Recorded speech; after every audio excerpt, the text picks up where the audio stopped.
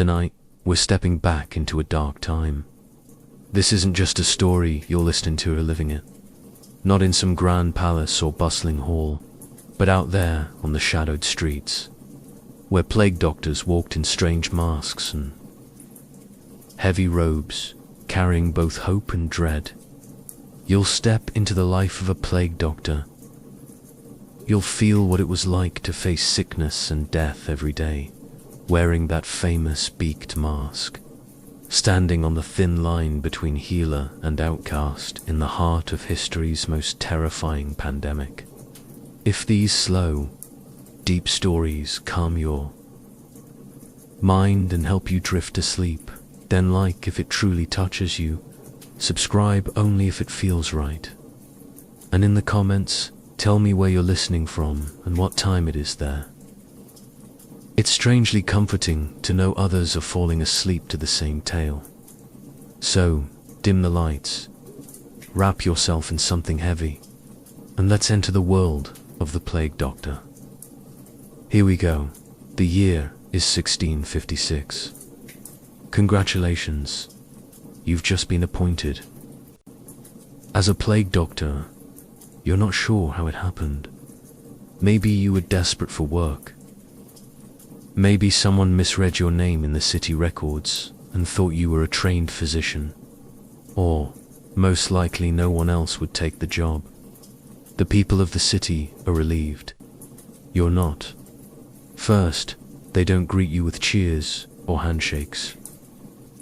Instead, they hand you a purse of coined your pay in advance, because the odds say you won't live long enough to collect it later. It's generous, but suspiciously so, like giving a lantern to someone heading into a burning mine. They call it an honorable duty. You've been chosen to serve humanity in this desperate time, which really means you'll be wandering among the dead before the week is out. Now, let's get you ready. There's no formal training, no school, no mentor, no handbook, but there is the outfit. Oh yes, that famous outfit. Start with thick leather pants, reeking like a dead cow soaked in vinegar. They're supposed to protect you from the bad air. Then the long, oil-soaked black cloak, heavy and sticky. Your outer shell. It repels water, and supposedly keeps death at bay. Thick gloves on your hands, a wide leather hat on your head so everyone knows you're the doctor. And then the mask. Put on that terrifying beaked thing. Tie the straps tight behind your head. The beak is nearly 6 inches long, curved like a bird's, stuffed inside with herbs and spiceous rose petals, cinnamon, cloves, mint if you're lucky. Some even mix in emerald powder or snake flesh, just in case superstition works. The air inside is stale, sweet and sharp. This scent is meant to save you, filtering out the rotten smells, purifying the disease-carrying miasma. Back then, the belief was simple. Bad smells are dangerous. Good smells are safe. You're basically a walking perfume pouch. The eye holes have round glass lenses they fog up with every breath. The leather presses against your skin, itches. You can't scratch, can't sneeze properly, can't see clearly, but you're ready. Then they give you a wooden staff. It's handy, surprisingly. Use it to examine patients from a distance, lift blankets, poke swellings, nudge a leg to check if they're still alive. It has another purpose too. If desperate, maddened patients surround you, screaming for help, this stick is your only weapon. You're not just a healer, you're a walking target. Now your work begins. The streets are silent. A few windows creak in the wind. In the distance, a bell tolls not for prayer, but for another body. This morning, the dead cart passed, wheel tracks still in the mud. Bodies piled high, some wrapped in cloth, some Bear some faces peaceful, most not. Your first house. A servant stands at the door, clutching a cloth over his mouth. He points to the back room. Even before opening the door, the smell hits sweat, vomit, decay. On the bed, a woman's skin pale, like wax. A swelling under her neck red, bloated. A bubo. Eyes closed, but eyelids fluttering, burning with fever. Shallow breaths. You prod the bubo with your staff thin. Pus oozes out. You nod not in hope, but because that's what they expect. Beside her husband stands, eyes mixed with hope and exhaustion. You don't say much. Mumble something about imbalance of bodily humors. Tell him to feed her herbal powders. Burn rosemary in the corner. Cut onions and leave them, the disease will be absorbed. He thanks you as if you've brought salvation. You haven't in your notebook. Record initials only, not full names. With so many patients, names make it personal. You can't afford that. As you leave, a child sits quietly in the hall, staring at you, unmoving. You know he's infected too. You say nothing. What's the point? Move on. Head to houses marked with chalk crosses. Some doors barred, some ajar. Inside, families clutch their loved ones who no longer breathe. They beg for help. You give vibes, offer words. Pretend to care. Once, a man rushes from an alley coughing, wild-eyed. Grabs your arm. Fear hits first. You raise the staff, order him back. He retreats, weeping, begging forgiveness. Says his wife is sick. You go. Her bubo has burst. She won't last the night. You pray, write instructions on what to burn. Leave by midday. You've visited 10 or 12 homes. Some welcome you with desperate hope. Others are you with suspicion. An old woman spits at your feet, calls you death in disguise. You don't deny it. In the evening, you return. You live in a small room above a shuttered bakery. Carefully remove the outfit. Gloves first, then cloak stiffed with sweat, stained it. The edges, then the mask. Hang everything near the fire. Your face is red, itching, eyes burning. Wash your hands 3 times, still the skin stings. Check your neck, armpits no swellings, no fever. Not yet light a candle. Sit at the table, open the notebook. Sketches of buboes and rashes. Thoughts blur. All patients blend into one. Same symptoms, same end. Eat a little bread, thin wine. Listen to the city's dead silence. Wind rises outside. Somewhere, a brief scream, then nothing. You pray even without faith. It's the only ritual left. Think of the woman. Her husband who still believes you can save her. The child in the hall. Then stop thinking. You have to. Because tomorrow, you'll don the mask again and face the plague once more. Dawn light creeps through the window, but brings no comfort. Just shows the dust motes hanging in the air like life itself is suspended. In the dark, you dress. The oil-soaked cloak, gloves, hat, and that mask you hate it, yet rely on it. Breathe in the old scent of rosemary, vinegar near your nose. Step out into the morning silence. Outside, the streets feel unfamiliar. ... The market stalls, abandoned. Wooden frames crumbling from neglect.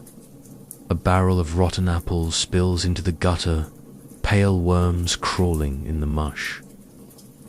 Once, Hawker's cheerful cries filled the air, now replaced by distant bells, no longer calls to prayer, but grim clocks of death. Every 12 hours, a new toll. Every 12 hours, another mark in the ledger. You pause by a closed bakery. Where? Fresh bread's sweet aroma once drifted, now only rot. Rats scurry boldly over the stones, boldened by empty streets and overflowing trash heaps. They no longer wait for night. They dart in daylight, brushing past your feet. Yesterday, you heard a rumor that the plague rides on fleas from rats' backs, like secret messengers into human bodies. The idea almost makes you laugh, but it scratches at your mind. Ridiculous. But what if it's true? At a corner, a house bears a red cross. No one dares erase it. Warning and curse in one. Tap the door with your staff. A weak voice inside.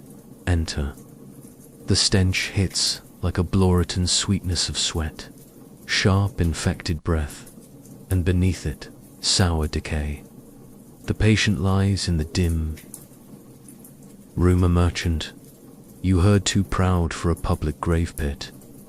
Propped on the bed, eyes glassy, skin mottled purple, the bubo under his arm horribly swollen black at the top, oozing oily fluid. You clear your throat. He looks up, surprised you're here at all. Doctor, he rasps, is it what I fear? You check his pulse rapid trembling. Listen to his breath rattling. Quietly, you say, plague. Not news to me. He nods, as if the verdict was already known. You press a cloth soaked in rosemary oil to his lips, place a bowl of vinegar near his pillow. Tell him to let air circulate in the room. Burn juniper in the corner. Pray if he wishes. He gives a pale smile. I will. You leave him what little dignity remains and step outside. The midday sun feels colder than the night. You glance once at the red cross and move on. By noon, you're by the canal. Workers load bodies onto the cart. The water laps lazily, indifferent to human sorrow. A shrouded corpse is pushed in with a shove. It floats for a moment, face half submerged, eyes toward the sky. Then it vanishes into the dark current. People say they're grateful for this work. Honest labor, weekly pay, and the hope the plague will pass them by. But this month, you've seen more living cartmen than living patients. Next is the quarantine ward in an old monastery. Benches cleared away, beds lined up. Rosemary smoke rises to the rafters. Patients lie in white shifts, some shivering, some counting cracks in the ceiling. A young monk tends them, hands trembling behind his cloth mask. You exchange a silent nod with your eyes. Then work begins. First, an old woman, her eyes unnaturally bright. She taps her feet against the bed. Rail.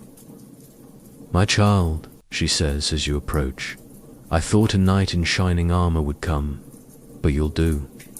A faint smile forms beneath your beak. I'm wearing every kind of armor there is. She laughs. For one brief moment, the horror softens.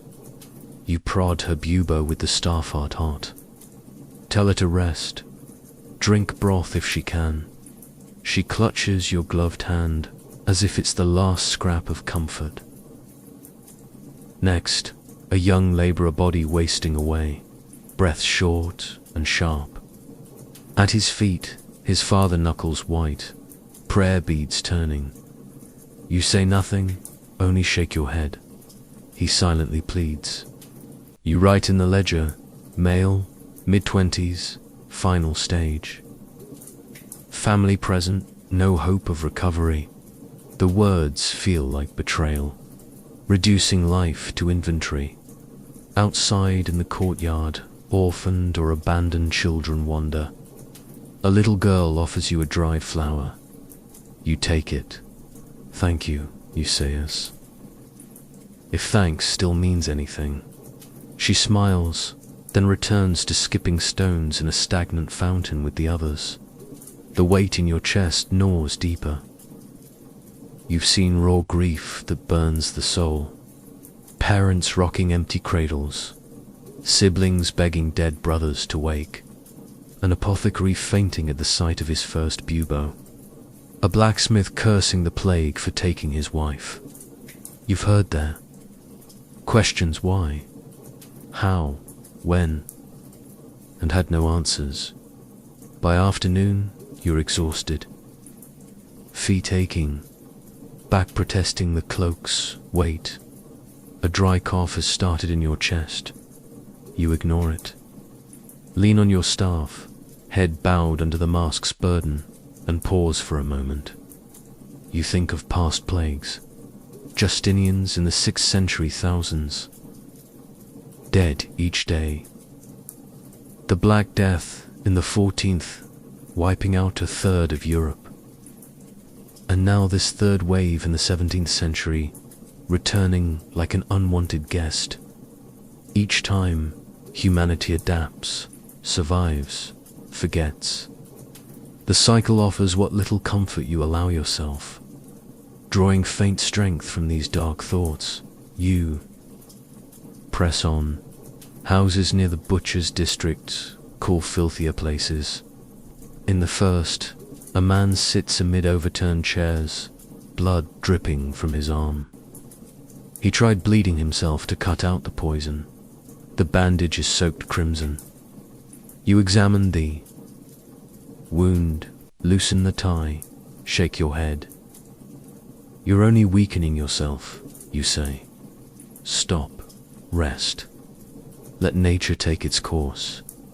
He frowns, but exhaustion wins. You apply fresh salve. Black marks are already rising on his hand. Next door, a mother holds her limping son, his leg horribly swollen. He lifts his head to you. I'm supposed to be in the fields, he says. You hide your sympathy behind the beak. Soon, you reply, once you're well. Hope flickers in his mother's eyes. You let her keep the illusion. A few houses. Later, a makeshift clinic barbers surgeons arguing with apothecaries. Bloodletting versus mercury ointments. You gently warn of mercury's dangers, recommend elderflower tea. They grumble, but listen.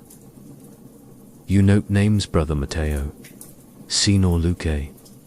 Division can kill faster than plague. Late afternoon shadows stretch long across the streets. You head to one final place on the city's edge, the pit for unnamed dead, bodies buried in trenches. No coffins needed. You've never watched the digging before. No one does. Today, you will. Adjusting your mask, tapping your staff, you approach. Two men in ragged shrouds stand at a fresh trench. They toss bodies like refuse.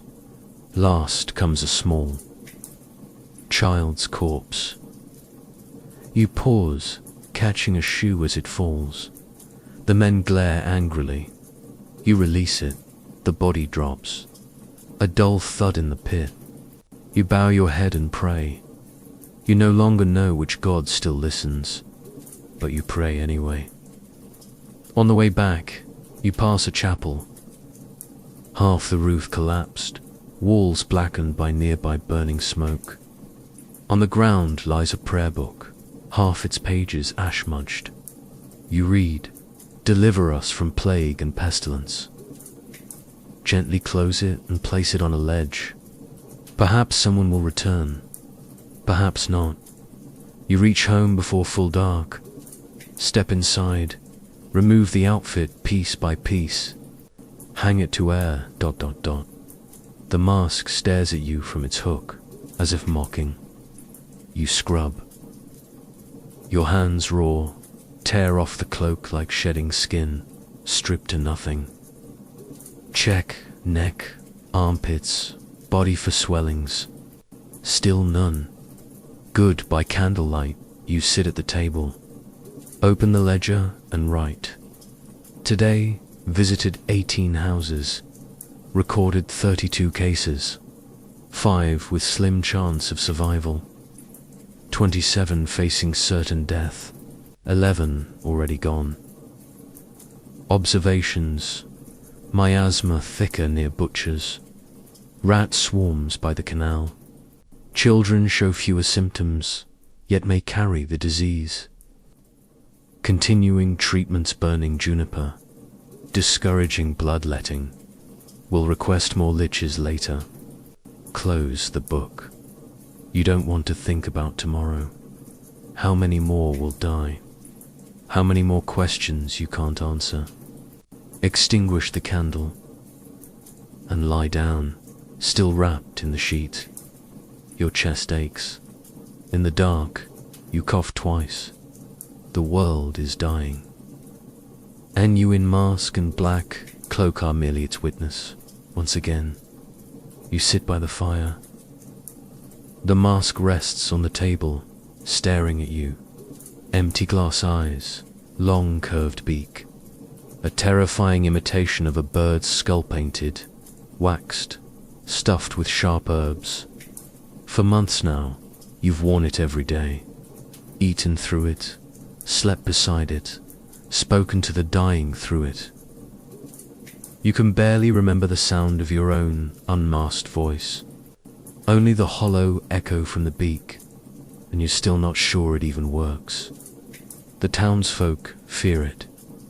Children cry at the sight. Dogs bark furiously.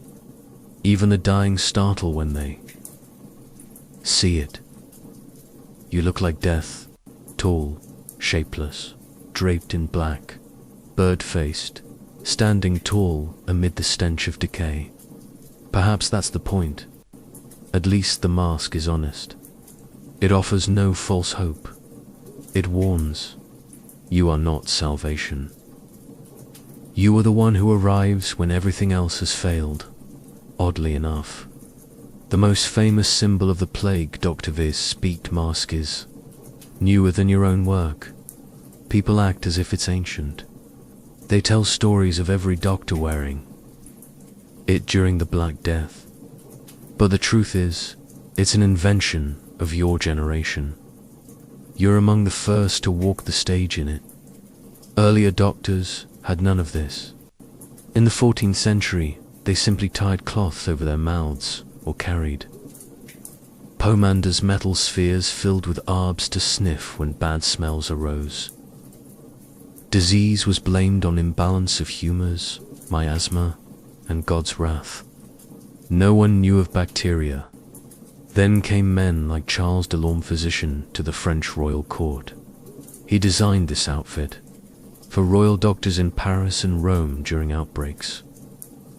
Long waxed cloak, Moroccan leather gloves and boots, the wide hat marking the profession, and always the beak, half a foot long, curved like a bird's, stuffed with whatever was available: rose petals, cloves, cinnamon, vinegar-soaked cloth, or, if daring, powdered snake flesh. The logic was simple. Bad air spread the disease. Invisible poison and rotten smells rising from corpses, sewers, damp earth after rain, purifying the air, and you're safe.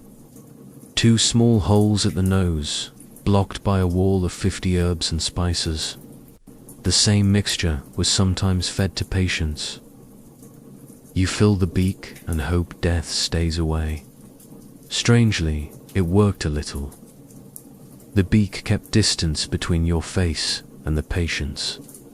The waxed cloak repelled flies and bodily fluids. Gloves and staff prevented touch. Glass eyes shielded from spit and smoke. Not from everything. Not from the true Coseussenia. Pestis, the tiny bacteria carried by fleas on rats' backs. But you were more protected than you knew. This ridiculous costume functioned like a primitive hazmat suit centuries before germ theory. That doesn't mean it feels safe. Despite the layers, the mask suffocates. The arbs rot within a day. Vinegar stings the eyes. The waxed cloak traps sweat until your clothes soak through. You walk like a statue, arms stiff, breathing labored behind a wall of decaying flowers. After hours of walking, you forget you're wearing it until a child screams, a horse rears, or someone grabs your sleeve and calls you crowface. Then you remember. Still, rumors swirl around you like flies around the dead cart. One man claimed the mask was cursed, its shape summoning death. Another said you weren't a doctor, but a sorcerer trapping plague in the beak and releasing it house to house. People have followed you through alleys, muttering prayers, clutching crosses. If your presence alone invites sin, you understand their unease. The mask has no expression, no human warmth, pure function. When you speak, your voice sounds inhuman, muffled, drifting like a ghost in empty rooms. But what else would you wear? A smile, a garland of healing herbs and false hope. The dying don't need lies.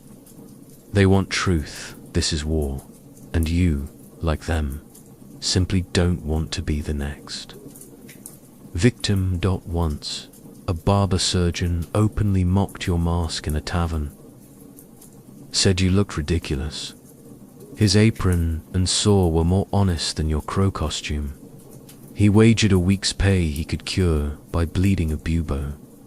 3 days later, he was dead. His assistant took the shop and the laughter stopped. Now the air carries not just sickness, but madness. You see it in how people look at you. Some recoil, spitting at your shadow while clutching rosaries. Others reach out, weeping, begging for help, prayer, miracle. They think the mask gives you power, that behind it you're more than human. How you wish they were right. You remember one girl 8 or 10 years old, her mother already gone. In the next room, she didn't cry, only asked what it feels like not to die. You let her hold the mask for a moment. Too heavy for her. She silently handed it back. That night, passing the house again, you saw ash marks on the door now. Some days, you've nearly forgotten your own face. You touch it to shave. Avoid mirrors. At night, removing the mask leaves red welts on your cheeks, deep grooves from the straps. You wash daily, but the smell lingers. Sweat, resin, herbs, time. It has become your second face, worn more than your first. Yet you sense that, a year from now, when the plague finally burns itself out and the city rebuilds on its own bones, people will remember the mask more than the medicine. The beak, the black cloak, the figure that looked like defriving far too late. They'll tell stories, say ghostly figures appeared in times of sickness, walking among the dying, nose filled with herbs, gloves stained with blood. Savior or demon, healer or harbinger. But the truth is simpler. You are tired, sweating, hungry, afraid, a cough pressing deep in your lungs, begging to escape. You are no monster, no miracle. You are just a man in a mask. And you wonder what you'll do when the arbs finally run.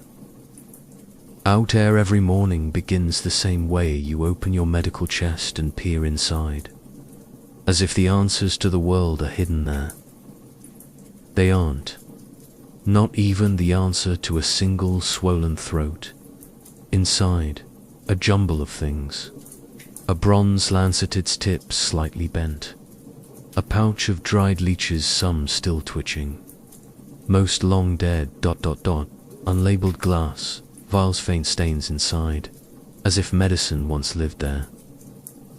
A rolled parchment sealed with wax-proven recipes in Latin, written so poorly even the parish priests gave up halfway. And your favorite Atima, small wooden spoon. No one knows what it's for. Perhaps purely symbolic. With these, you must fight the plague. You count the supplies, as if it matters. 1 jar of vinegar, scraps of hardened sweat for scrubbing the cloak. A tin of herbs, mixed with honey, rumored to contain a pinch of snake powder. You sniff it. It smells of despair. Still better than what awaits you in today's patients. You sling the bag over your shoulder and head out, as if some scholar off to give a lecture with his books. Only here, you are the scholar, the speaker, and the one about to fail all at once. First house, a former barrow maker. He no longer makes barrels. His wife opens the door with trembling hands and asks if you'll bleed him. She says his body is full of poison. You nod. It certainly feels that way. Inside, the man lies on a bench, shirt open, the bubo in his armpits swollen like a rotten pear. Hoarse groans. You draw the lancet and hold it to the light. It gleams. He looks at it as if it's salvation. You know it isn't. You cut. Thick black blood flows. He screams, convulses, then falls silent. Eyes roll back. His wife rushes in. He's fallen asleep, she says hopefully. You say nothing. Wipe the lancet, pack it away, and leave. Bloodletting, the ancient cornerstone of medicine. Galen swore by it. Hippocrates too. The idea is simple. Bad humors build up in the blood. Release some, and balance returns. It sounds neat on paper. In reality, not at all. You've drained countless people. Most ended up in pits anyway. Perhaps they died sooner because of you, or perhaps you gave them one last thing to think about. Next house. In the back room, a young woman. Her mother insists on sliced onions. You comply? Why not? You crush them, wrap them in cloth, and tie the poultice to her swollen neck. The room reeks. She gags. So do you, then cupping. You light a flame inside glass jars and press them to her skin. Blisters rise in perfect circles. To draw out the plague, the fever, or evil spirits. Whoever you ask gives a different answer. You only know the marks remain. Whether they help? Who can say? When you leave, she crisnut from pain.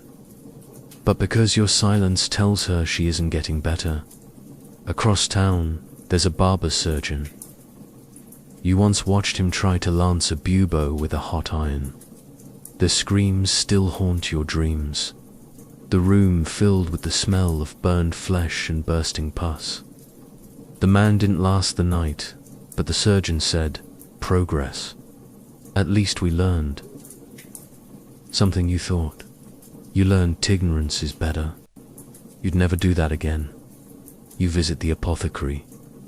The door is barred. A note hangs outside. No new medicines. None old either. Fine. The shelves are surely empty anyway. You? Remember when he sold dried toads, emerald powder, ash, and chamomile tinctures? some quite expensive. Those who could afford them are mostly dead now. The survivors have started boiling mint and calling it medicine. Your own stocks are running low. Wormwood gone. Poppy syrup gone. Anything that numbs gone.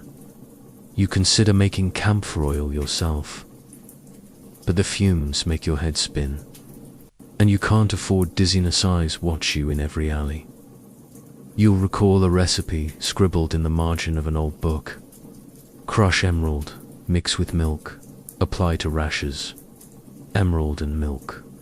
Surely that will work, another says.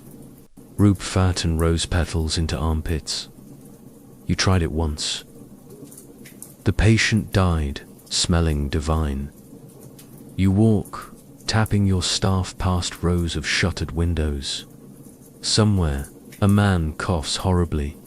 Doesn't sound like plague, but not good either. You keep walking. You reach the old granary, now a pest house. The sickly on straw palazzo moaning, some still. You kneel beside a 12-year-old boy. His breath is barely there. Skin cold, lips cracked. When you speak, his eyes open, but he doesn't answer. You offer a few drops of elderflower water. It runs down his chin. You wipe it away. He gives a faint smile, then closes his eyes. You mark a small cross in the ledger. Not for his name, you don't know it. Just for the place you stand, bones aching. Move on. In a far corner, a man beckons. Doctor, my wife. You follow him to the next room. She's curled under a pile of blankets, breaths shallow. He asks if you'll apply. Leeches. You hesitate. You haven't in a week. Most in the pouch are dead. But today, miraculously, one twitches. You place it on her wrist. It latches on. The man watches wide-eyed as it swells with blood. She's improving, right? He asks. You nod. Something is happening. Whether it helps, no one knows. But the sight gives him hope, so you let him have it. Outside, the sun is setting. The sky the color of an old bruise. You sit on a bench and look at your hands. They smell of vinegar, iron, and fear. You remember when you used to write notes on your gloves to stay cheerful. Now they're blank. No need. Every patient is the same. Every outcome too. A month ago, someone joked. A plague doctor's tool staff, knife, and prayer. You laughed then. Now it feels like the true list. The walk home feels longer today. Houses blur together, silent suffering wrapped in wood and stone. You avoid looking at windows. You don't want to see those eyes hoping you'll stop, fix something. At home, you lay out your tools on the table. One by one spoon, lancet, empty vials, leech jar still, one twitching. As if soldiers lined up before battle. Then you sit, stare, it's all useless. Every instrument, every mixture, half-mad methods, preserved from centuries of half-mad doctors. You pretend they help because pretense is the only thing keeping you standing amid despair. But deep down you know, your tools aren't for healing, they're props. Stage dressing for a tragedy you never auditioned for. They exist so the dying can believe someone is trying. Someone still cares enough to do something, even if that something is utterly futile. In the journal, you write, attempted bloodletting no effect, onion poultice no effect, cupping mild, blistering, leeches ancetin, vinegar mixture placebo only, prognosis for all dash poor. You stop, ink pools, your hand shakes. Light a candle not for light, but warmth.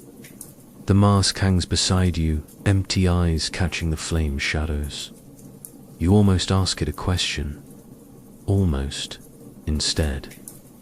You close your eyes and whisper the only diagnosis that has never been wrong. We did what we could. And in the silence that follows, we have no idea what we're doing. The problem with being a plague doctor isn't just the death that follows. It's who follows after. You're no longer the man who arrives when someone is sick. You're the man who must explain why they didn't get better. And people don't like explanations. They want someone to blame. At first they called you brave. There was a ceremony when you were hired, a small silver purse, handshakes so firm they felt inhuman. You were the masked protector, the man standing between the city and death. But now you're the one who enters a house and leaves it cursed. Your presence means the end is near. A black-cloaked messenger of failure. You see it in their eyes. Once they begged, now angry stares. The mask that once inspired trust has become a symbol of doom. Whispers that you brought the plague, that it clings to your clothes, spreads from your staff, poisons your breath. Not entirely wrong. You've walked through so many infected homes, past so many corpses, examined so many sick with trembling hands, trusting the oil on your gloves was enough. If the disease lingers in air or fabric, then yes, perhaps you carry death on your shoulders. But truth no longer matters. They need someone to blame. The dead can't answer, so the masked man must dot its start slowly. The baker no longer opens his door when you pass. The innkeeper who once offered hot broth now looks away. The priest no longer mentions your name in prayers. Small things, then accusations. A widow screams in the street. Her husband was fine until you came.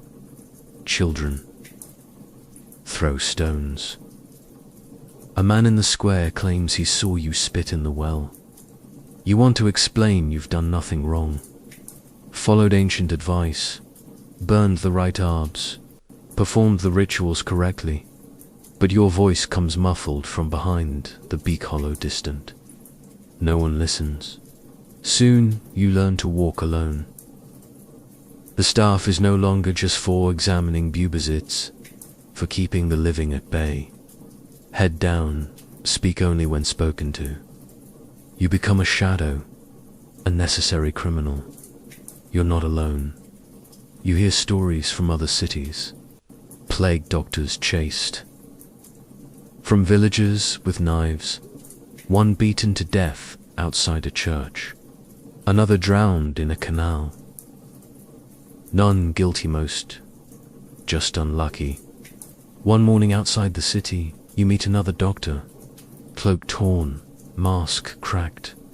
He says he sleeps in barns, travels at night. They think I killed the mayor, he says with a bitter smile. I told him he had no humours left. It didn't go over well. You share dry biscuits, part before sunrise. Both know you'll never meet again. Back in the city, the mayor summons you. Yours is still alive. Hard to say whether power or life clings tighter. Guards in black cloth escort you. The room smells of incense and paper. He says bluntly, people are scared. They want answers. They want to know the plague isn't spreading. You tell him what he wants to hear. Numbers stable, isolation working, the new rosemary particularly potent. He nods not because it's true, but satisfied with the confident tone. He asks you to draft a public notice supporting the city's measures. You write it. Sign your Nama mix of pride and pity. That evening, it's posted on the square pillar. By morning, someone has drawn a skull over your name. You try to ignore it. In the poor quarter, a man preaches that you're the angel of death. Goes house to house whispering you weren't here until the plague returned. Your herbs are fake, your mass demonic, your staff a hanging branch. None of it true. But again, truth isn't needed. Fear is. And on fear's stage, you're the perfect villain. Masked, silent, strange. No sword, no shield. Just blood-stained gloves and a ledger full of names. Never crossed out. Sleep eludes you. Not from illness, not. Yet from dread.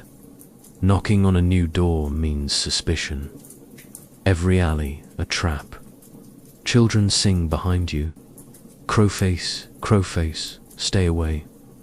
Mother died yesterday. Crowface knocked, then coughed. Now he's taken her soul away. ... You try to focus on work, but your hands shake more than before. You double-check every step. Speak softly, carefully as if walking on broken glass. The bag feels heavier. The items haven't changed. Your mind has they're no longer tools for healing, just props in a ritual that satisfies no one. You bleed a man. He thanks you with tears in his eyes. Dies that night. His wife blames you. Her brother sharpens a knife. The mayor assigns guards to you. For protection, he says. But it feels like containment. The guards don't speak. They cover their faces not from plague, but from being seen with you. You're no longer a doctor. You're a controlled danger. One afternoon, another summons. To the church, a priest is ill. Lying on the altar steps, candles around him. Devotees watch from afar. You kneel, checked pulse, listen to breath. He'll die. You offer comfort, not cure. That evening, accusations raise you poised to the holy. Water. The priest would have lived if you hadn't come. The mayor's clerk questions you. You answer in the same weary, detached voice. He releases you, but doesn't forgive. Eventually, you start going out at dusk instead of dawn. Fewer eyes, fewer. Shout. Move quickly. Finish work. Vanish like smoke. See patients. Write in the ledger. Apply herbs. Pray, though faith is gone. Leave before the candle gutters. Some patients no longer open doors. Say they'd rather die alone than under your care. You accept it. Mark their names, hand heavy. One night, you find writing on your door. Return to the pit you crawled from. Another, your mask hides your guilt. You burn both. Now you understand medicine isn't enough. Science can't protect you. People die when truth weighs less than smoke in a storm. You speak less, write more, pray silently, finish quickly. Leave no trace. You're no longer just a plague doctor. You're a man running along the edge of fear's blade, learning every day the plague doesn't always kill with fever. Sometimes it kills with blame, and from both sides, ways to survive are running out. At first, you didn't notice. The rats, they were background noise. In gutters, trash heaps, slipping under doors. This city always had rats' food poorly stored. Streets never properly cleaned, but now they're everywhere. And worst of all, dash fearless. One morning, one sits in front of your door grooming itself. It pauses when it sees you, then resumes as if saying, Go on. You swing your staff. It moves slowly aside, no hurry, as if granting you courtesy. That you're still in charge. The rats fear neither the living nor respect the dead. You've seen them climb the dead carts, sniff hands and feet protruding from shrouds, burrow under church fences. Once you saw one dragging something meat, surely from a pile of rags behind the apothecary. You told yourself it was cloth. You didn't believe it, and you hear them. Deep at night, when you return home and the crying has stopped, the patient. Go Nevin then, scratching, scurrying in walls, ceiling, under the floorboards where you kneel. The rats wait. Always, don't no one officially blames the rats. Priests call it punishment for sin. The mayor blames travelers and poor harvests. Barber surgeons blame stars or seasons. And ordinary people, they blame you. But you've started wondering perhaps. The rats were there from the beginning, as much a part of the plague as the buboes and the fear. Perhaps not just symptom, but cause. You first heard it from a Spice Magenta pamphlet from overseas, claiming fleas on rats carry the disease. It was laughed off in the tavern, but it stuck in your mind. Since then, you've watched. Where rats are thickest, the plague blooms with perfect cruelty. Behind the granary alley, dozens of rats for houses infected. In the fishmongers, row, trash and rat stew, more houses lost. Coincidence, perhaps. Everything feels like coincidence now. Today, a call to a weaver's house. A crooked little building, roof sagging, walls with holes big enough for a dog, or a dozen rats. You push the door with your staff. Inside, heavy air of dust and sickness. The weaver lies on a cot by the hearth, skin mottled, neck swollen, but your eyes fix on the back corner, a pile of cloth, moving. You approach. A rat darts out, vanishes under floorboards. Another peeks from a wall crack. The patient groans. You notice someone has chewed through his stockings. You finish quickly and leave. Nothing more to do. Leave Rosemary and warn him to burn the cloth. He won't. No one does. Outside, you ask a neighbor if anyone sets traps. He shrugs. What's the point? More will come. He's right. You've never seen so many. They move in packs, loot warehouses in daylight, climb walls, rafters. One night you saw them swimming across the canal. You thought it hallucination. But no, they're simply adapting, thriving. Now you walk with heavier steps. Tap your staff more. Tell yourself it's to ward off evil spirits. Really, it's the rats. The city's sanitation, in a word, medieval. Waste thrown in streets. Food kept in damp cellars. Wells near latrines. Drains clogged with rot.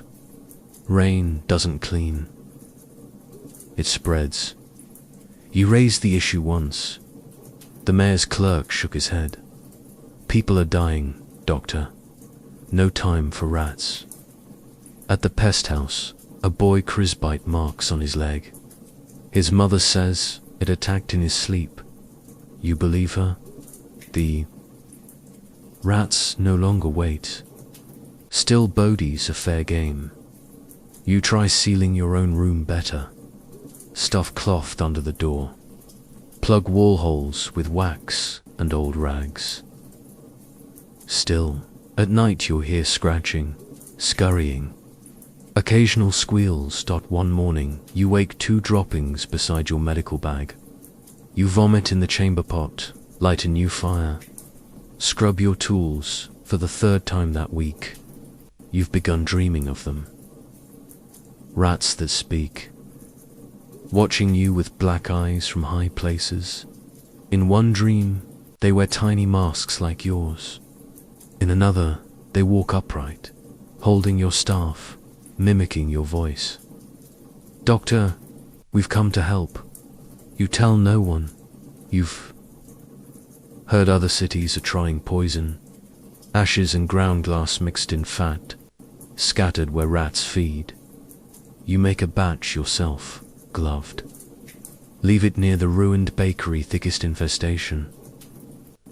2 days later you return, poison gone, rats still there, fatter. One evening returning home, you find your mattress shredded. A rat has nested. You don't scream, don't curse. Just sit on the floor and stare. Then remake the bed, tie the straps twice, and sleep in the ledger now. You mark rats too. Not formally just small tallies beside each visit.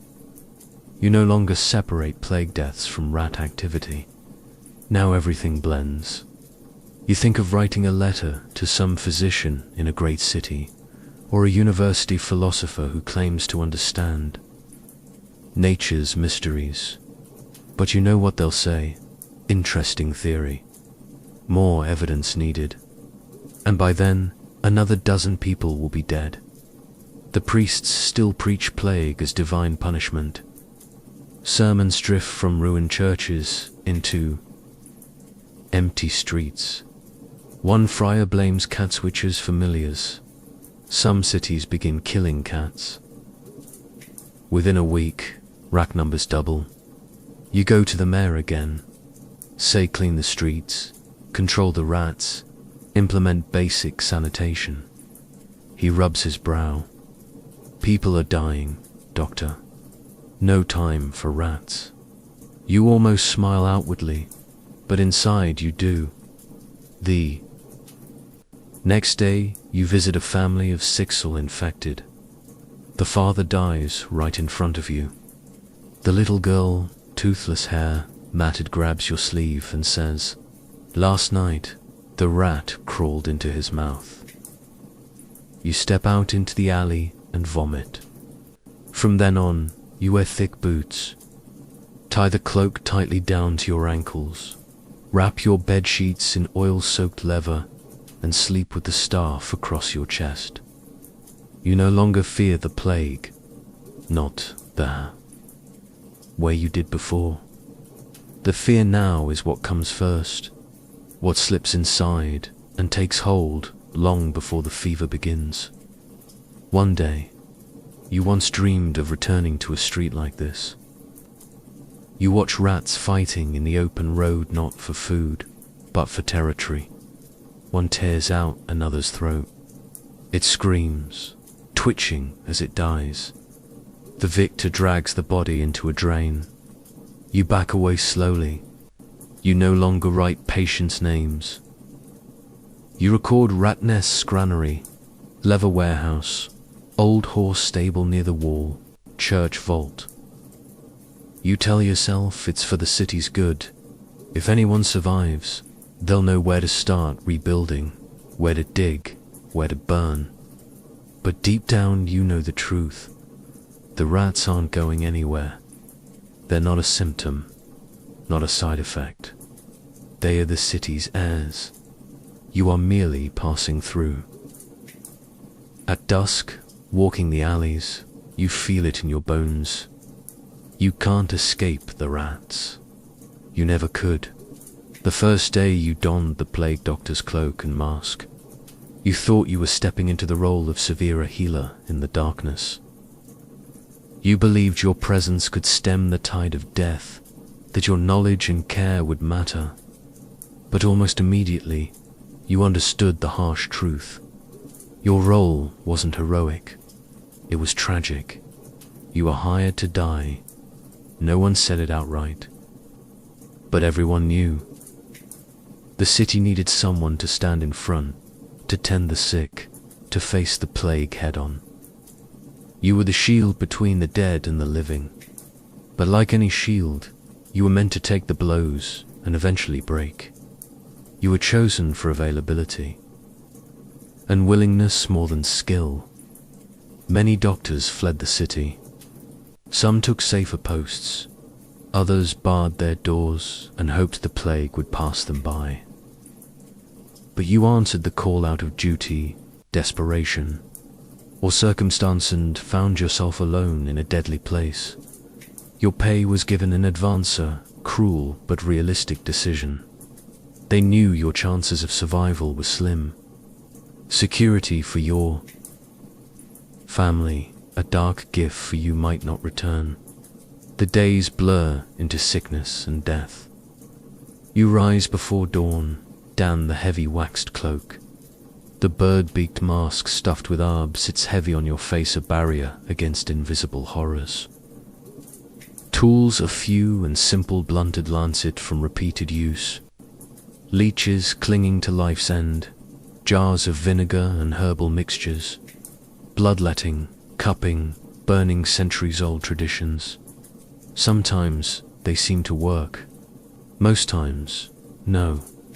You've lost countless patients before your eyes, life slipping through your fingers like sand. You kept a ledger, sick dead, survived. Names and dates blend, each a small tragedy. Promised rewards land money, honoricos from a distant world. Many masked men claimed them before the plague did. Widows and orphans bore the grief alone. You've heard stories of others sent from distant villages as expendable shields.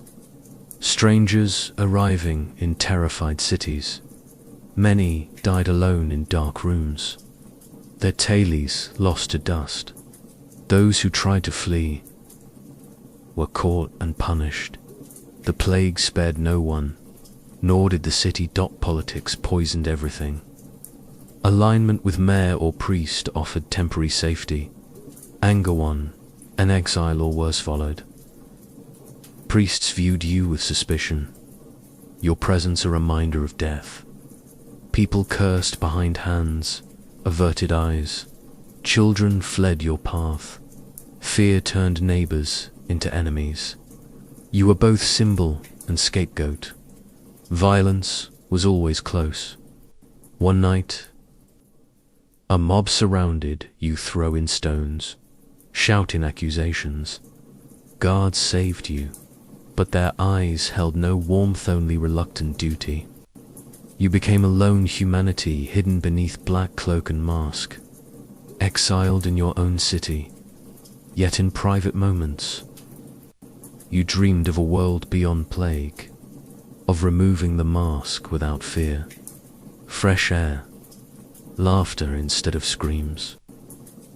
But dawn brought another day's reckoning, sickness and death. Your body began to betray you too.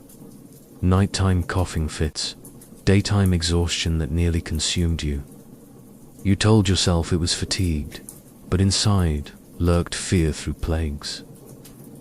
Slow poisoned out, the mayor summoned you often. Wanted reports, not hope. You gave what you could, balancing truth and necessity to avoid panic. Enforced quarantines, watched families torn apart, loved ones separated into cold pest houses. Many never returned. Questions of morality arose, but you stayed silent. You watched colleagues fall, bodies wasting, spirits breaking. The ledger was your refuge. Symptoms, treatments, rare glimmers of success. Though chances were slim, you returned each day, not from hope, but duty. At night, masked beside you, you whispered vows to endure as long as you breathed, so your sacrifice wouldn't be forgotten. Even if nameless, as days passed, senses sharpened. Smell of decay, sight of swollen buboes, distant chrysal, familiar, almost normal. You learned the thin line between compassion and self-preservation, between care and despair. Every step a gamble, every patient a potential end.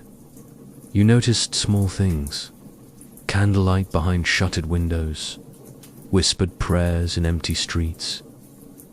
Rats growing bolder each day's campering over trash heaps, neglected bodies. You understood the rats were part of the plague. The cloak now felt like grave cloth, the mask suffocating. Yet you wore them. Removing them would bring death closer.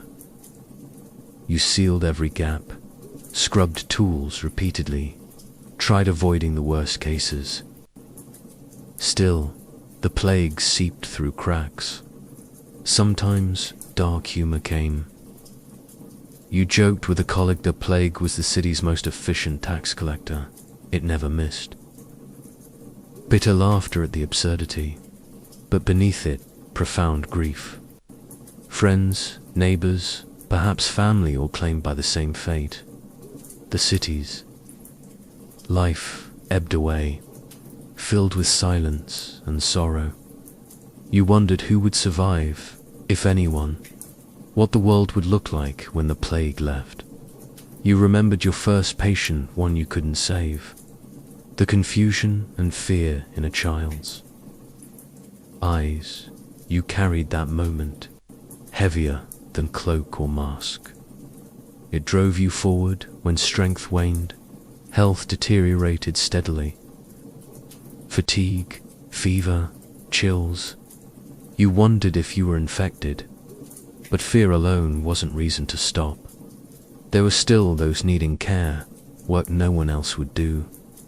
Nights grew long and dark, dreams filled with shadows, rats wearing your mask. The dead rising, poised air. You told no one, no comfort in fear. You prepared for the inevitable, wrote letters to family, perhaps they'd understand the sacrifice. Accepted your name would fade, no tales told. Yet clung to duty you standing, bought others time. In the final weeks, you moved slowly, steps heavy, yet resolve unbroken. Visited the sick, comforted the dying, removed bodies. You were the last barrier, the thin line between plague and living. When your time came, as it surely would, you'd accept it with grave purpose, not fear. You had played your role, faced the darkness, endured as long as you could. You were hired to die, your life the small price for the city's chance to survive. In that sacrifice, a silent dignity understood by few. Days grew darker, air thick with smoke and sorrow. You were no longer just healer or witness grim, conductor of death's procession. The dead carts rumbled through narrow streets spiled with bodies, hastily sewn into shrouds. Each heavy wheel a reminder of how many lives the plague had claimed. Your hands once steady with medicine and mercy now rough and calloused from dragging bodies onto carts. Each corpse, the end of a story, the shattering of a family. Once you wrote names, now only numbers. Too many for personal identity. The smell of burning always present. Clothes, bedding, entire houses set alight to stop spread. Flames licked. The sky turning evenings red, smoke thick and choking. You often paused by fires, watched the dead consumed. The crackling, the city's cruel lullaby. Numbness settled in your heart. Fear or grief no longer struck as before. The dead no longer terrified. The silence of the living chilled deeper. Empty streets, shuttered windows, absence of children's laughter pursued every step. One child's death cut differently. A small girl's body brought to you, breaths shallow, skin pale. You held her hand, a flicker of hope. But when she passed, hope died too. Only the void of pain, then faces blurred. Pain became companion, but heart-hardened necessary shield. Work wasn't only the sick and dead. You marked houses with chalk or paint death had come. Warnings to keep the living out away from infected places. Some houses neighbors avoided entirely. Abandoned homes left to rot, their histories buried under layers of dust and sorrow. Sometimes the city's only sound was the dead cart's wheels, creaking under weight, winding to the edge where hurried pits awaited. No ceremony, no mourner's prayers, only cold efficiency of survival. Your exhaustion grew heavier each day. Physical toll of moving bodies and tending fires joined the mental weight endless death. Sleep became distant memory. What little rest came was invaded by nightmares. Fires consuming not just the dead, but the living. Yet amid horror, life clung stubbornly on the city's edges. Birds cautiously returned to roofs. Cats prowled alleys. Sometimes a lone child emerged to watch her. Fire eyes mixed with fear and fascination. These small signs reminded that beyond plague, a world existed fragile hope amid ruin. You pondered burial rites. Once death meant community, memory, honor. Now haste and anonymity. Necessity overrode respect. Silent graves on the outskirts, filled with nameless bodies witnesses to lives erased without right. Smoke ash and decay's scent always in your nose, clinging to clothes, skin, breath. No amount of washing removed it. Death never left you. Even with eyes closed, burning images rose at night. The city strangely silent save distant crackle of fires and carried cries on wind. You lay awake, listening to another day's infernal breaths, candles last flicker, life slow, extinguishing. You wondered how much longer you could endure, how many more bodies you'd carry, how many more fires you'd light. The weight crushed your soul, but there was no choice. The city needed you even if it couldn't say so. One evening at the pest house, a woman, her eyes red.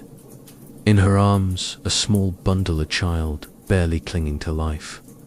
She begs you to do what you can. You nod despite fatigue, hands steady. You take the child, never abandoning hope, even knowing the odds. You are a bearer of sorrow and fragile hope. Days pass under death's shadow, but heart clings to life's possibility. You are the city's silent guardian, watching over its final breaths. The fires you light are both destruction and purification, burning the plague's physical wounds and the despair consuming the living. In their light, you see the city's pain and endurance together. Smoke rising into night sky. You think of the future, one where streets fill with life again. Children play without fear. Laughter returns. You carry this vision alight in darkness. The plague took much, but not your resolve. You are witness, protector, healer of body and soul. You stand unbroken, against despair, bearing the city's grief with dignity and strength. Every fire lit, every body seen, every house marked writes a tale of endurance and sacrifice. Your role terrifying, but essential. You hold the city's fragile thread of hope. Though days long and nights longer, you find strength in duty. You are guardian of the city's memory, keeper of its sorrow, messenger of future healing. Smoke. In the sky, both wound and reminder of new beginnings. You watch flames dance, knowing each one extinguish lessons. The plagues grip a little. You walk heavy-footed on streets marked by death and sorrow, continuing because the city needs. You even, unspoken dot, in quiet moments before dawn, breathe cold air mixed with smoke and ash. Close eyes and imagine the day, no more fires needed, the city waking from nightmare. Until then, you stand watch. Carry bodies, light fires, mark houses, bear the city's sorrow with silent strength, guardian at the funeral pyre and fires. Light dart in the flicker of flames, strange comfort and assurance that even in darkest times, light exists. The world of the plague doctor was filled with suffering, but not without mockery. From the day you donned the waxed heavy cloak and famous beaked mask, you made yourself a figure of ridicule to healers. Monks preached plague as divine punishment rebuked for sinners, their cure, prayer and repentance. Other methods viewed with suspicion or scorn. Barber surgeons boasted of knives and leeches, restoring humoral balance, the only true medicine. They laughed at your outfit and mixtures dismissed as folly. Apothecaries sold strange concoctions in fragrant. Shops false hope most times. In this clamor of beliefs and rivalries, you stood a lone, strange figure wrapped in leather and herbs, wooden staff in hand to keep distance from the sick, your mask stuffed with sharp herbs to ward off bad air. But to many, symbol of fear and superstition, children fled, adults crossed themselves, whispers of curses followed. You are harbinger of death and fall, in taverns and squares. You silently listened, monks, barbers, apothecaries, doctors, arguing over causes and cures. Monks spoke of sin, barbers boasted of bleeding, apothecaries praised new mixtures. When, drawn into debates, defending your observations and cautious treatments met only with scorn and accusations of heresy, yet despite mockery, you pressed on, risking life daily to tend the sick and dying. Recording symptoms, treatments, outcomes filling ledgers heavy. Some patients found relief. Many passed despite every effort. Your methods primitive, but shaped by experience and desperate hope. The plague fractured the healing community. Unity replaced by rivalry and distrust. Monks demanded prayer, barbers bled, apothecaries sold mixtures. You stood between superstition and science's dawn, trying to bring order to chaos, hostility common. Several times, barber surgeons openly challenged, calling you reckless or fraud. You stood firm, pointing to cases where your care eased suffering or slowed spread. Some listened, most mocked. Behind doors, a few quietly respected your courage and caution. But publicly, ridicule continued. Small victories sustained resolve. A child's fever breaking, a quarantined family surviving, temporary relief from herbal mixtures. These fragile hopes carried you through darkness, but the city remained divided. Faith shattered, public health fragmented. No one alone could stop the plague. Lonely nights came filled with dying groans and fearful whispers. Weight of isolation pressed, constant threat of death. Yet you didn't falter. Mask and cloak, not just protection, symbols of endurance, sacrifice, and faint hope. The city would survive, as it had before, and when it did, it would remember those who didn't turn back from darkness. True heroes hidden behind mask and cloak, who fought the disease and ignorance and fear too, until that day. You walked the path alone and yielding, despite scorn. Plague docked, cast, healer, unsung guardian. You wandered the city's darkest corners, where hope had fled. Air heavy with sorrow. You brought more than Ibes, a medicine who carried duty's heavy burden. Families looked to you with fear, suspicion, but sometimes faint trust. In those moments, you felt both the weight and blessing of your role. Thin line between death and mercy, your cloak heavy, stiff with wax and leather grotesque sight. Children fled the bird masts. Some adults crossed themselves. You were death's messenger in full opposition, ensuring neither honor nor true fear. You sought knowledge, poring over ancient texts, gathering fragmented wisdom from those who faced past plagues. Experimented with herbal treatments, isolation, basic cleanliness, but every success fleeting. One step forward, to back the plague devoured the city relentlessly. Tension with other healers clear.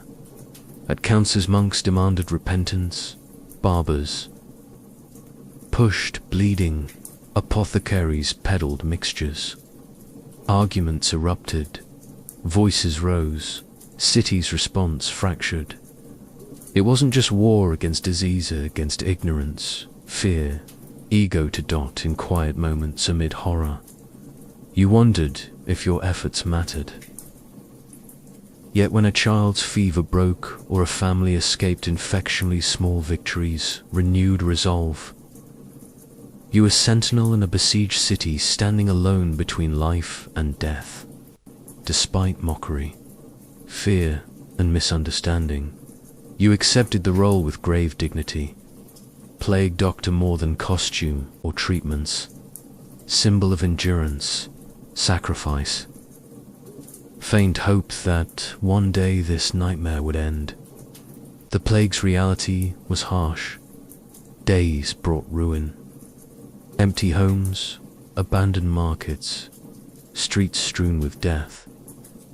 The plague doctor ever present in this decay vessel of scorn and reliance.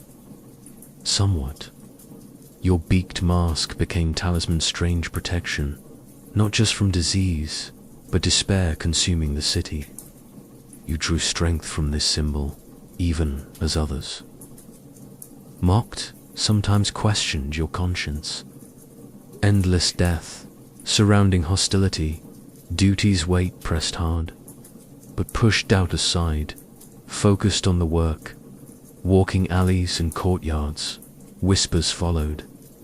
People said the mask cursed, plague, Dr. Omen of doom.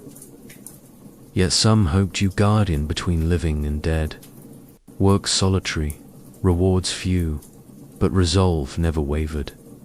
Held belief that even in darkest times, compassion and perseverance could change something.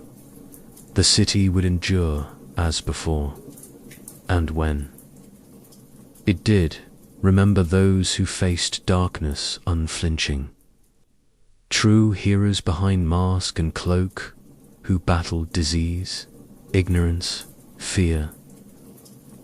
Until then, you walked alone steadfast despite scorn.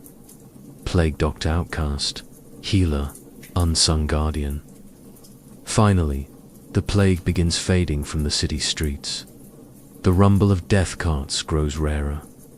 The choked silence of alleys slowly lifts. Shuttered windows crack open, cautiously letting in sunlight. Life-scarred but stubborn right turns to places that felt abandoned. You stand on the threshold of this fragile new dawn. You remove the famous beaked mask that was both shield and dare. Burden, relief doesn't come as expected when its weight lifts from your face. Instead, a new heaviness settles in your chest. In a cracked mirror, you see yourself, a man transformed by suffering. Eyes hollow, ringed with exhaustion. Cheeks sunken from sleepless nights and ceaseless sorrow. The person staring back is a shadow of who you were, forever marked by plague. Survivors regard you with strange mixture, gratitude tinged with suspicion. kindness with fear, sometimes hidden scorn. To many, you remain the plague's embodiment, to walking symbol of death. Children shrink away, mothers pull sons closer, even old acquaintances avert eyes. You try shedding the long-worn mental armor, mask, cloak, distance, but memories cling. Stubbornly, faces of the lost crowd haunt dreams as shadows, screams, silence. Smell of decay invade waking and sleeping hours alike. Nights you wake suddenly drenched in cold sweat, throat raw as if the mask's weight still presses your lungs. The staff slips from sweat-slick hands. Your body bears pain's marks too. Scars, cuts, burns from long days tending the sick. Hands tremble from every touch, every body lifted. Deep fatigue in bones, hollow ache in chest, no rest heals. Yet, the city slowly, cautiously begins healing. New life pushes through cracked stone and scorched earth. Flowers bloom where bodies lay. Markets hear cautious laughter again. Cooking smoke rises from chimneys. The world rebirths, but you feel stranger, alien among the living. Those you once helped now avoid you, unsure if your friend are lingering. Curse, rumors spread, plague, doctor gone mad, or still carrying disease. These whispers cut deeper than any knife. You reach for connection, but find only distance. Endless sorrow and trauma changed you, how you see yourself and the world. Ordinary. Conversation feels foreign, familiar. Faces, unfamiliar. You are alone even among survivors. Slowly, you begin telling stories. Not horrifying details, lessons learned in despair's depths. Speak of caution and compassion as shields against darkness. Cleanliness, isolation, kindness, mightier weapons than swords. Your words fall on reluctant ears. Some listen with hope, some suspicion, but seeds of knowledge are planted. In quiet moments, find small comforts. Warm fire, turning pages of old books, herbal scent on weary body. These simple acts bind you to the world, remind that life, however fragile, persists. The city rebuilds around you. New homes rise from ash. Gardens bloom where graves were. Footsteps replace silence. Song returns to the wind, yet plagues memory. Lingers shadow shaping the future. You walk these streets changed, marked carrying survival's tale. The plague doctor's role ended, but the journey continues. You will witness to human endurance and fragility. Your scars visible and invisible tell a story never to be forgotten. As dawn falls on the city rising from ruin, you breathe deeply and masked, unbroken, ready to face uncertain future. The plague is gone, but your courage lights the way. Light against remaining darkness. Days turn to weeks. The city pulls itself from death's jaws. Streets clear of abandoned things and hasty grave marks. Farmers return to fields. Merchants open shops. Children's laughter cautiously breaks silence. Yet, amid this rebirth, deep emptiness remains within you. Wounds of loss not visible like skin scars, carved in soul-born in quiet moments. Each morning you rise with fatigue no sleep cures. Skin bare to morning, chill without mask, shiver from cold, but also memory. Nights hardest dreams relentlessly. Vivid. See faces, friends, strangers, innocent and cursed, frozen in final moments. Hear pleading whispers, last breaths, then unbearable silence. You walk streets dry and reclaim once normal life. But the city feels foreign. You are ghosts wandering a place no longer home. People cross streets to avoid you. Mothers pull children close. Even those you once comforted look away uneasily, as if you carry darkness no one wishes to touch. Your burden, not just the ultimate isolation of survival. You pass through horrors beyond words, and that distance separates you from others. Desired companionship, elusive, stead cold silence presses close to soul. Slowly, you begin sharing stories. Not terrifying accounts, lessons from despair's depths. Speak of vigilance and mercy as bulwarks against darkness. Cleanliness, separation, kindness stronger than any blade. Words fall on unwilling ears. Some hear with hope, some doubt. But knowledge is seeds sown in quiet moments, small consolations. Warm hearth, old books, pages, herbal scent, soothing tired flesh. These simple acts tether you to world, remind life persists, however fragile.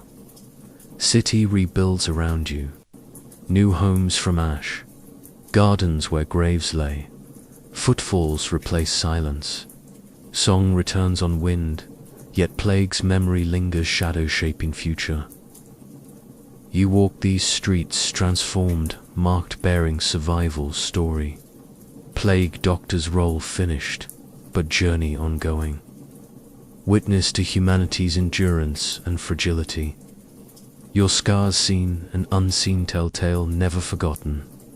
As dawn falls on city, rising from destruction, breathe deeply and masked, unbroken, ready face uncertain future.